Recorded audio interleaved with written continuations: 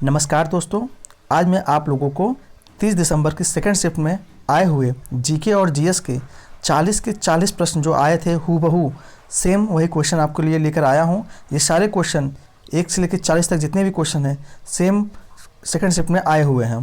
तो चलिए टाइम ना वेस्ट करते हुए आप लोग को दिखाते हैं किस प्रकार के क्वेश्चन ज़्यादा पूछे गए हैं। इससे पहले मैं आपको एक चीज़ बताना चाहूँगा कि जो कांग्रेस के राष्ट्रीय कांग्रेस अधिवेशन है, इससे हर शिफ्ट में एक क्वेश्चन ज़रूर आ रहा है। इसका मैंने वीडियो आपको लिए बनाया है और बहुत शॉर्ट वीडियो है, आप लोग उसमें से देख लीजिए। 10 मिनट का वीडियो है, उसका लिंक जो है डिस्क्रिप्शन में मैंने दिया है। उसके हर शिफ्ट में उससे एक क्वेश्चन ज़रूर आ रहा है। तो चलिए टाइम ना वेस्ट करते हुए चलिए अपने चलते हैं पहले क्वेश्चन की ओर। तो आज का पहला प्रश्न जो आया था, क्या आया था, बेटी बचाओ बेटी पढ़ाओ अभियान कब शुरू हुआ था? तो इसका जो सही जवाब हो जाएगा 22 जनवरी 2015 को यह अभियान शुरू हुआ था, बेटी बचाओ बेटी पढ़ाओ का। ठीक है, और यह किसके अंतर्गत आता है?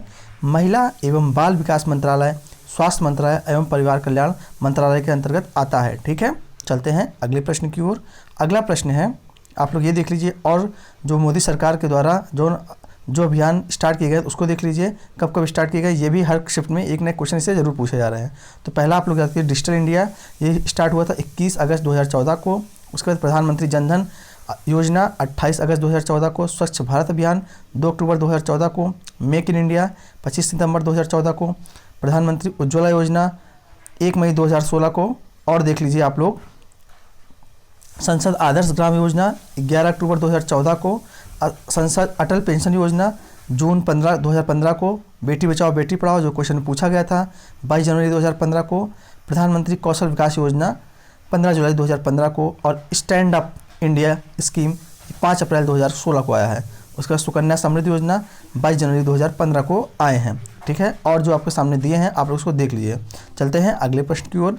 अगला प्रश्न जो आया था, मैं आप लोग को बार बार बता रहा हूं कि कांग्रेस के अधिवेशन से क्वेश्चन बार बार पूछे जा रहे हैं। आप लोग डिस्क्रिप्शन में लिंक दिया हुआ है, आप लोग वहां से जाकर इसको वीडियो को देख लीजिए। वैसे इसमें 56 अधिवेशन हुए हैं कांग्रेस के, लेकिन मैं आप लोगों के 15 से 16 अधिवेशन जो इंपॉर्टेंट हैं उन्हीं में से पूछे भी जा रहे हैं।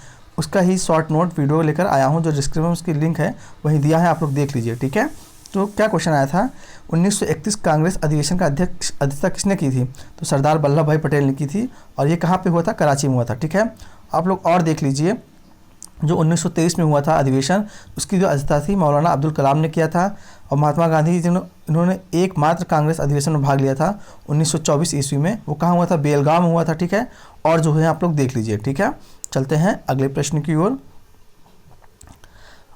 अगला प्रश्न जो आया था, ठीक है, 22 मई 2019 को विश्व स्वास्थ्य संगठन ने किन 2 देशों को आधिकारिक तौर पर मलेरिया मुक्त घोषित कर दिया है? किसने? विश्व स्वास्थ्य संगठन ने 22 मई 2019 को किन 2 देशों को आधिकारिक तौर पर मलेरिया मुक्त घोषित कर दिया है? तो इसमें देश है, एक अफ्रीका का देश है अल्जीरिया, और एक अमेरिका का देश है अर्जेंटीना, दक्षिण अमेरिका का देश है। ठीक है, चलते हैं अगले प्रश्न की ओर। और आप लोग देख लीजिए, जो WTO ने 27 मार्च 2014 को भारत को पोलियो मुक्त भी घोषित कर दिया है। ठीक है, चलते हैं अगले प्रश्न की ओर। अगला प्रश्न है आपके सामने, ये है, क्या क्वेश्चन आया है, स्वच्छ भारत मिशन। देखिए हर मिशन से कुछ ना कुछ क्वेश्चन आ रहे हैं जो अभियान मोदी सरकार ने स्टार्ट किया है। तो आपसे पूछा था स्वच्छ भारत मिशन कब शुरू हुआ था? तो इसका जो सही जवाब हो जाएगा 2 अक्टूबर 2014 को। महात्मा गांधी की 150वीं वर्षगांठ पर यह अभियान शुरू हुआ था। कौन सा? स्वच्छ भारत अभियान। इसके तहत क्या था कि 2019 तक को भारत में 1.2 करोड़ शौचालय का निर्माण करना था। ठीक है, चलते हैं अगले प्रश्न की ओर। अगला प्रश्न जो आया था, आपसे पूछा था सार्क में कुल कितने देश हैं? सार्क में कुल कितने देश हैं? तो जो सार्क है, सार्क जो हमारा होता है, ये जो दक्षिण एशियाई देशों का समूह है। कौन सा देश है? सार्क। और इसका जो इसमें जो है, इसका जो हेडक्वार्टर है कहाँ पे है? काठमांडू, नेपाल में है। ठीक है, चलते हैं अगले प्रश्न की ओर। अगला प्रश्न आया था, नोबेल प्राइज़ कुल कितने क्षेत्रों में दिया जाता है? तो आप लोगों को पता होगा कि नोबेल प्राइज़ कुल 6 क्षेत्रों में दिया जाता है। किस क्षेत्र में? 6 क्षेत्रों में। कौन कौन से? भौतिक विज्ञान, रसायन विज्ञान, चिकित्सा, शांति, साहित्य, अर्थशास्त्र के क्षेत्रों में दिया जाता है। शुरुआत में नोबेल जो पुरस्कार था केवल 5 क्षेत्रों में दिया जाता था, बाद में इसमें अर्थशास्त्र को भी जोड़ा गया था। ठीक है, चलते हैं अगले प्रश्न की ओर। अगला प्रश्न जो आया था, भारत रत्न पुरस्कार की शुरुआत कब हुई थी? देखिए ये क्वेश्चन पुराना रिपीटेड हुआ क्वेश्चन है, तो इसकी जो शुरुआत हुई थी 1954 में हुई थी, ठीक है। और सबसे पहला जो भारत रत्न पुरस्कार मिला था किसको मिला था, सी राजगोपालाचारी को मिला था, सर्वपल्ली राधाकृष्णन को मिला था और सी रमन जी को मिला था, ठीक है। चलते हैं अगले प्रश्न की ओर। अगला प्रश्न जो आया था, इसरो से पहले भारत सरकार द्वारा भारतीय राष्ट्रीय अंतरिक्ष अनुसंधान समिति का गठन कब किया था। तो इसका जो सही जवाब हो जाएगा, इसरो से पहले जो भारतीय राष्ट्रीय अंतरिक्ष अनुसंधान समिति का गठन हुआ था 1962 में हुआ था, ठीक है। और आपको पता होगा इसरो की स्थापना कब हुई थी, 1969, 15 अगस्त 1969 को हुई थी, ठीक है। चलते हैं, जिसके हेडक्वार्टर कहाँ पे हैं, बेंगलोर कर्नाटक में है और इसके जो चेयरमैन है के सिवान जी हैं, ठीक है। चलते हैं अगले प्रश्न की ओर। अगला प्रश्न जो था, स्वर्णिम चतुर्भुज किसने शुरू की थी। आपसे क्वेश्चन आया था स्वर्णिम चतुर्भुज किसने शुरू की थी, तो इसका सही जवाब हो जाएगा, इसकी शुरुआत 2001 में हुई थी। प्रधानमंत्री अटल बिहारी वाजपेयी के शासन में इसकी शुरुआत हुई थी, ठीक है। ये स्वर्णिम चतुर्भुज है क्या, ये क्या है, भारत के 4 महानगर कौन कौन से, दिल्ली, कोलकाता और चेन्नई और महाराष्ट्र को जोड़ने के एक रोड है जिसका नाम है स्वर्णिम चतुर्भुज रेखा, ठीक है। यहाँ पे आप लोग देख लीजिए, दिल्ली, कोलकाता, मुंबई एंड चेन्नई को, इसकी जो लंबाई है 5846 किलोमीटर है, ठीक है। चलते हैं अगले प्रश्न की ओर। अगला प्रश्न जो है आपसे पूछा था, गदर पार्टी के सह संस्थापक कौन थे। तो लाला हरदयाल जो थे गदर पार्टी के सह संस्थापक थे और इसकी स्थापना कहाँ हुई थी, ये क्वेश्चन भी पूछता है। अमेरिका के सैन फ्रांसिस्को में हुआ था। कहाँ पे, सैन फ्रांसिस्को में। स्थापना कब हुई थी, 1913 में हुई थी, ठीक है। चलते हैं अगले प्रश्न की ओर। अगला प्रश्न था, आपसे पूछा था भारत का प्रथम जो उपग्रह था आर्यभट्ट, इसे कब लॉन्च किया गया था। तो इसको लॉन्च किया गया था 19 अप्रैल 1975 को लॉन्च किया गया था, ठीक है। और इसको किससे लॉन्च किया गया था, ये भी पूछा गया है। तो कॉस्मोस 3M नामक रॉकेट से लॉन्च किया गया था। और किससे लॉन्च किया, इसे सोवियत संघ, उस समय का जो आज के समय रूस है उसका पहले नाम सोवियत संघ हुआ करता था, उसने भारत का पहला उपग्रह आर्यभट्ट को 19 अप्रैल 1975 को लॉन्च किया था, ठीक है। चलते हैं अगले प्रश्न की ओर। अगला प्रश्न था,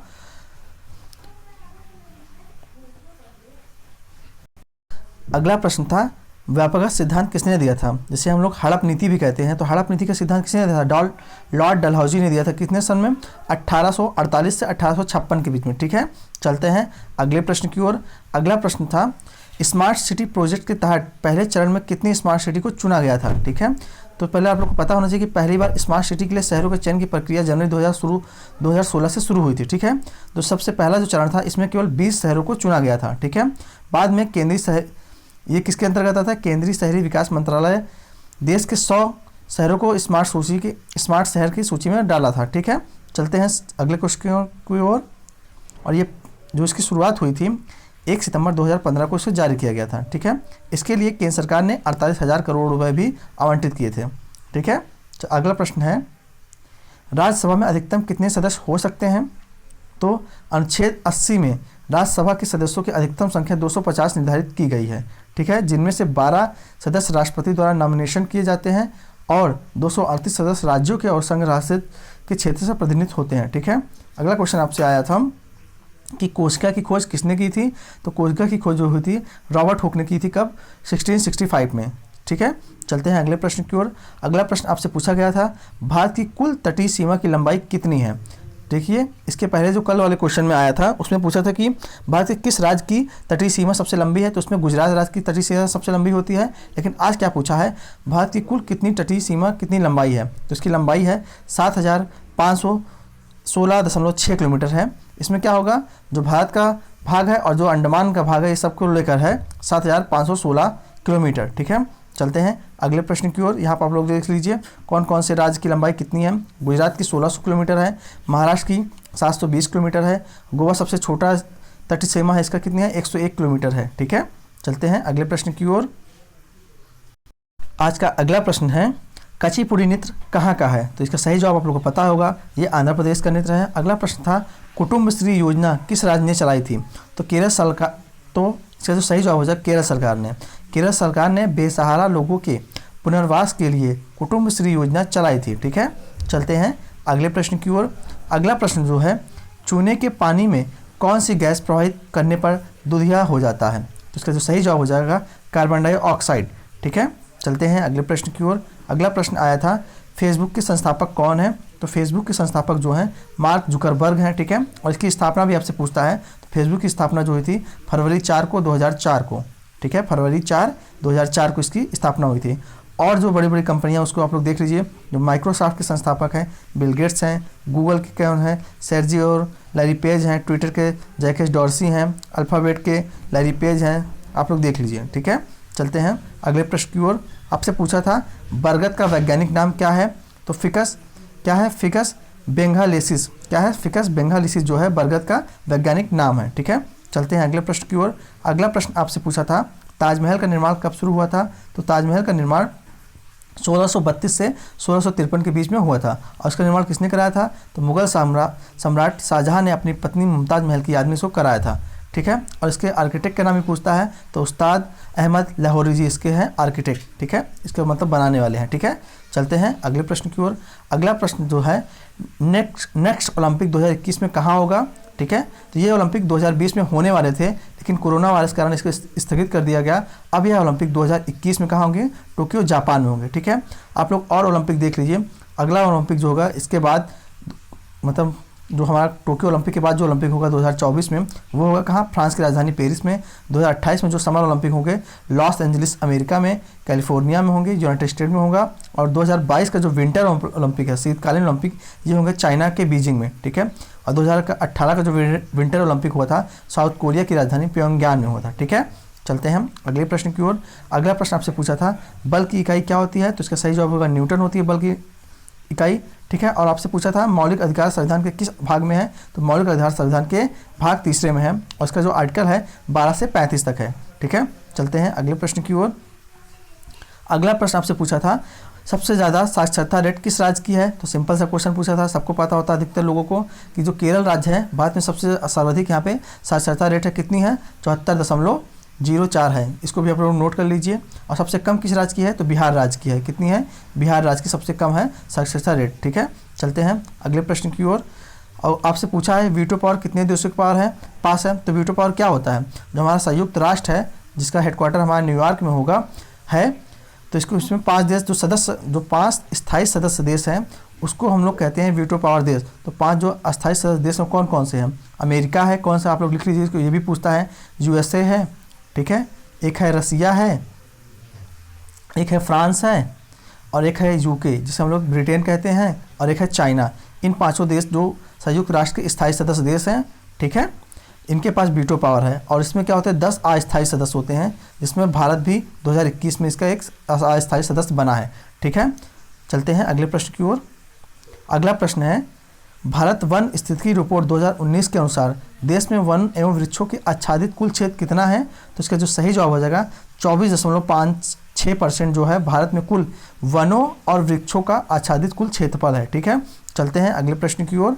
अगला प्रश्न जो है आपसे पूछा था ब्रिटेन ने कितनी बार मैसूर पर आक्रमण किया था, तो इसको आप सिंपल से आपसे ये पूछा था कि ब्रिटेन ने एंग्लो मैसूर युद्ध कितनी बार हुआ है, तो इसका सही जवाब हो जाएगा एंग्लो मैसूर युद्ध कुल 4 बार हुए हैं। ठीक है, कौन कौन से आप लोग देख लीजिए, यहाँ लिखा है प्रथम आंग्लो मैसूर युद्ध हुआ था 1767 से 1779 के बीच में हुआ था, किसके किसी बीच हुआ था, जनरल जोसेफ स्मिथ और हैदर अली के बीच में हुआ था, जिसमें अंग्रेज हार गए थे। द्वितीय हुआ था आंग्लो मैसूर युद्ध 1780 से 1784 के बीच में हुआ था। ठीक है, आप लोग उसको देख लीजिए। उसके बाद आपसे पूछा था व्हाट इज़ द न्यूएस्ट, मतलब न्यूक्लियर पावर प्लांट, भारत का सबसे नवीन जो परमाणु पावर संस्थान है वो कौन सा है, जो कुंडनकुलम न्यूक्लियर पावर प्लांट है, ये इसे 2013 में तमिलनाडु में बनाया गया था। ठीक है, और सबसे पुराना आपसे अगर पूछे कौन सा है, तो अप्सरा है, the oldest India research centre जो है अप्सरा है। ठीक है, चलते हैं अगले प्रश्न की ओर, आप लोग इसको देख लीजिए। अगला प्रश्न जो आपसे आया था पूछा था विश्व पर्यावरण दिवस 2019 की थीम क्या है। आप लोग क्या है जितने भी इंपॉर्टेंट दिवस हैं उसकी थीम का आप लोग देख लीजिए, ये इंपॉर्टेंट है क्योंकि इससे पूछे जा रहे हैं। अभी मैं इसके बाद आप लोग को एक वीडियो प्रोवाइड करूंगा सारे इंपॉर्टेंट डेट की थीम्स के बारे में। ठीक है, तो इसमें 2019 के जो पर्यावरण दिवस थी उसका जो थीम था बीट एयर पोल्यूशन था। क्या था, बीट एयर पोल्यूशन था। ठीक है, चलते हैं अगले प्रश्न की ओर। और आप लोग 2018 का भी देख लीजिए, 2018 का जो थीम था बीट प्लास्टिक पोल्यूशन था। ठीक है, और जो था 2020 का जो था थीम क्या था, टाइम फॉर नेचर था। ठीक है, चलते हैं अगले प्रश्न की ओर। अगला प्रश्न आपसे पूछा था जल का क्वथनांक बिंदु कितना होता है, तो आपको पता होगा, तो जल कितने डिग्री पर जमता है इसको केल्विन में बताना था। तो आप लोगों को पता हो जल हमारा जो जमता है वो 0 डिग्री सेंटीग्रेड पर जमता है, और 0 डिग्री सेंटीग्रेड में हम लोग अगर 273 जोड़ देते हैं तो हमारा केल्विन हो जाता है। तो 0 में जब 273 जोड़ेंगे तो कितना हो जाएगा, 273.15 केल्विन हो जाएगा। अब बॉइलिंग पॉइंट अगर आपसे पूछ ले तो आपको पता है कि जो जल का मतलब बॉइलिंग पॉइंट होता है कितना होता है, 100 डिग्री होता है। अगर आपसे केल्विन पूछे तो इसमें 273 आप जोड़ दीजिए तो उसका क्या हो जाएगा, 373 डिग्री हो जाएगा, इसका बॉइलिंग पॉइंट हो जाएगा जल का। ठीक है, चलते हैं अगले प्रश्न की ओर। अगला क्वेश्चन जो आया था आपसे पूछा था OLED का फुल फॉर्म क्या होता है, तो उसका सही जवाब हो जाएगा ऑर्गेनिक लाइट इमिटिंग डायोड। क्या होता है, ऑर्गेनिक लाइट इमिटिंग डायोड। चलते हैं अगले प्रश्न की ओर। कुछ लोग बता रहे थे कि OLED का भी पूछा था, तो उसका सही जवाब हो जाएगा ऑब्जेक्ट लिंकिंग एम्बेडेड। क्या होगा, एम्बेडिंग। ठीक है, ऑब्जेक्ट लिंकिंग एम्बेडिंग। ठीक है, चलते हैं अगले प्रश्न की ओर। अगला प्रश्न जो आपसे पूछा था, R.K. नारायण का प्रथम उपन्यास कौन सा था, तो first novel was Swami and friends. कौन सा इनका था, स्वामी और फ्रेंड। इसको इन्होंने लिखा था 1935 में। ठीक है, चलते हैं अगले प्रश्न की ओर। अगला प्रश्न आपसे पूछा था कोलेरी झील कहाँ पर स्थित है, तो आप लोगों को पता होना चाहिए कोलेरी झील आंध्र प्रदेश के कृष्णा जिले में स्थित है। चलते हैं अगले प्रश्न की ओर। आपसे पूछा था मेथेन का फार्मूला पूछा था, तो मेथेन का सिंपल सा फार्मूला होता है कितना, CH4 होता है मेथेन का फार्मूला। चलते हैं अगले प्रश्न की ओर। अगला प्रश्न आपसे जो पूछा था दहेज प्रथा पर कब रोक लगाई गई थी। ठीक है, तो भारत सरकार ने 1 मई 1961 को दहेज निषेध अधिनियम पारित किया, जिसका उद्देश्य दहेज लेना और देना रोकना था। ठीक है, और गवर्नर लॉर्ड विलियम बेंटिक की सहायता से 1829 ईस्वी में कानून बनाकर सती प्रथा का उन्मूलन किया गया था। ये भी क्वेश्चन आपसे पूछता है, सती प्रथा का उन्मूलन कब किया गया था, तो 1829 में। कौन कौन थे इसके, तो लॉर्ड विलियम बेंटिक और राजा राम मोहन राय के प्रयास से हुआ था। ठीक है, चलते हैं अगले प्रश्न की ओर।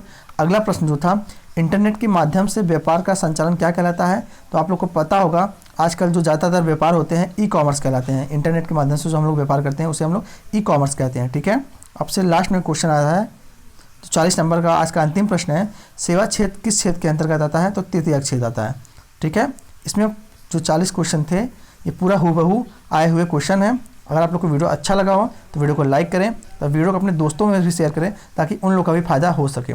धन्यवाद।